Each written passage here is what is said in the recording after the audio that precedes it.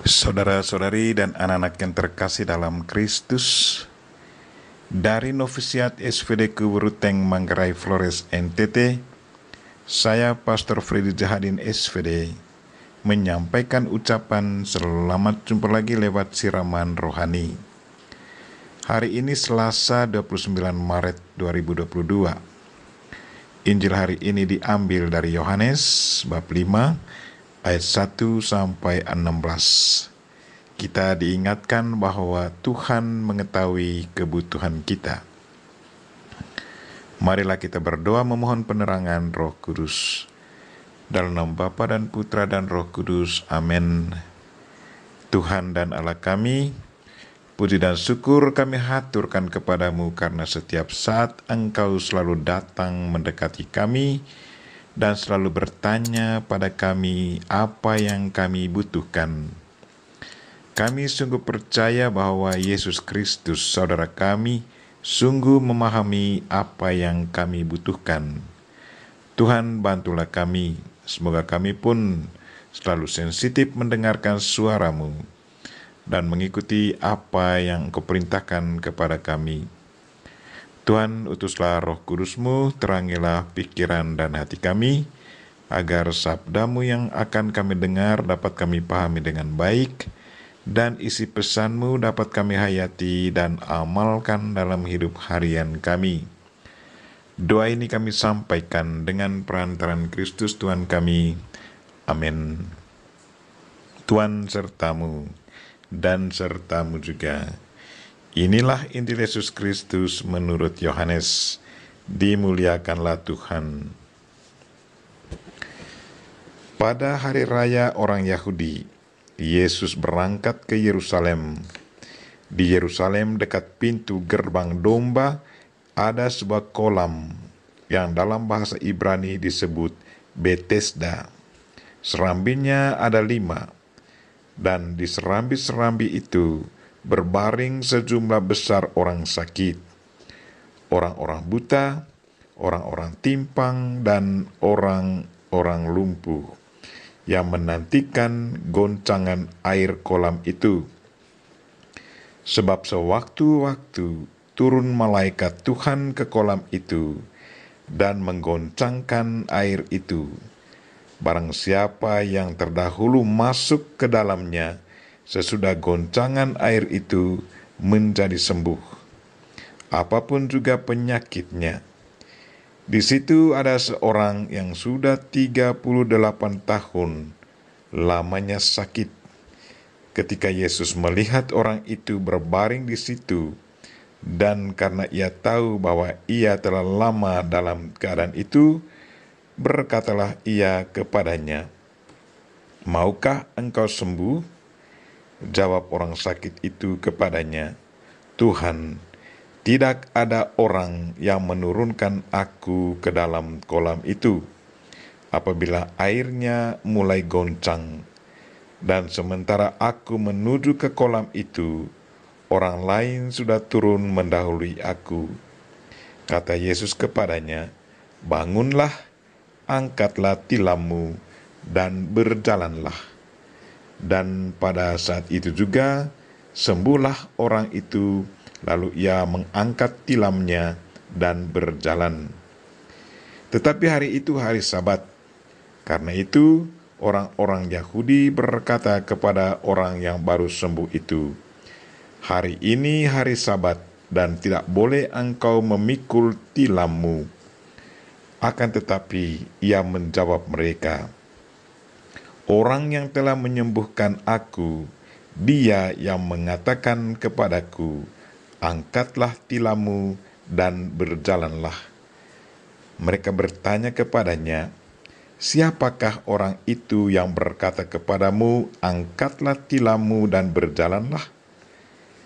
Tetapi orang yang baru sembuh itu tidak tahu siapa orang itu, sebab Yesus telah menghilang ke tengah-tengah orang banyak di tempat itu.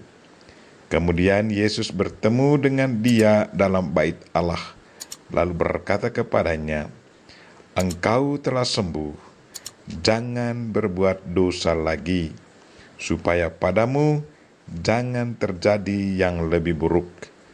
Orang itu keluar lalu menceritakannya kepada orang-orang Yahudi bahwa Yesuslah yang telah menyembuhkan dia. Dan karena itu orang-orang Yahudi berusaha menganiaya Yesus karena ia melakukan hal-hal itu pada hari Sabat. Demikianlah sabda Tuhan. Terpujilah Kristus.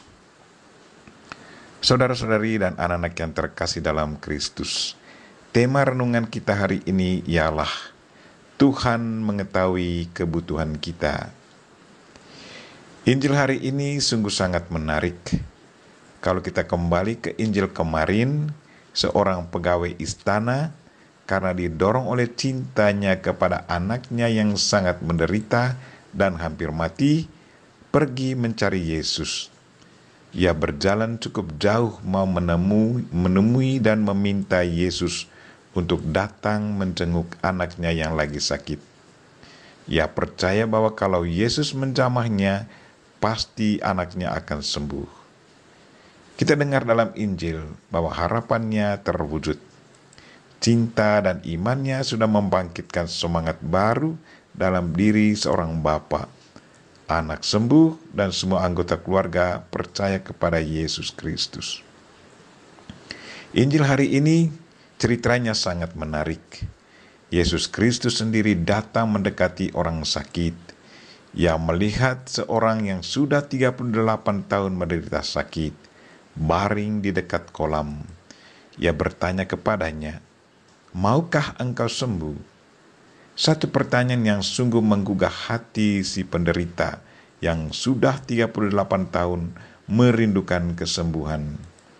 Si sakit tidak menjawab pertanyaan Yesus secara langsung, tetapi ia menceritakan keadaannya dan perjuangannya selama 38 tahun.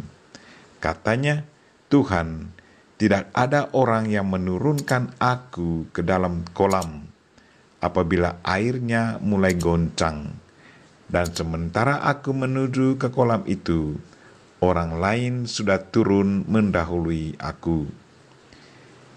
Dari kisahnya bisa diketahui betapa besar kerinduannya untuk sembuh.